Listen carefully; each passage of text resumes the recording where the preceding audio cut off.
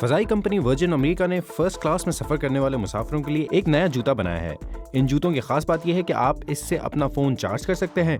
इसके अलावा इसमें सीट बेल्ट और छोटी स्क्रीन भी है जिस पर फिल्में और गाने देखे जा सकते हैं। इसके साथ साथ आप अपनी फ़्लाइट के बारे में भी मालूमात हासिल कर सकते हैं। इसमें वाईफाई भी है। बदकिस्मती से ये एक ही जोड़ी है और वर्जिन इसकी नीलामी ईबे पर कर रहा है।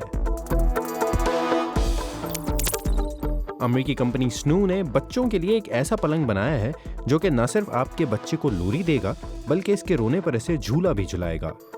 इस पलंग के अंदर एक सेंसर लगा है जो कि बच्चे के रोने की आवाज़ को भांप लेता है और अंदर लगे स्पीकरों से ऐसी आवाज़ की नकल करता है जो कि बच्चा माँ के पेट के अंदर सुनता है।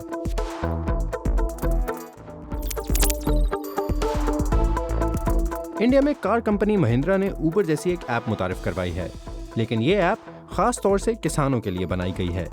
इंडिया में छोटे किसानों के लिए ट्रैक्टर और दीगर ज़रूरी सामान खरीदना माली लिहाज से मुमकिन नहीं होता। ये ऐप इन किसानों को किराए पर ये सामान इस्तेमाल करने की सहूलत फराहम करती है। किसान घंटे के हिसाब से सामान किराए पर ले सकते हैं।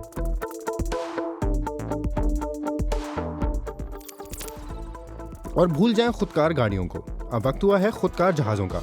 अमेरिकी महकमा दफा ने एक ऐसा रोबोटिक हाथ बनाया है जो कि जहाज़ उड़ा सकता है। इसका नाम एलियास है और इसने हाल ही में सेस्ना जहाज़ एक पायलट की मौजूदगी में उड़ाया। ये न सिर्फ जहाज़ की स्पीड और सिमत कंट्रोल करता है बल्कि आप इसे एक टैबलेट से भी इस्तेमाल कर सकते हैं। महक़क़ीन इसे जहाज़ों में ऑटो पायलट फीचर को बेहतर बनाने के लिए इस्तेमाल करने का सोच रहे हैं ताकि पायलट को ज़्यादा आराम मिल सके।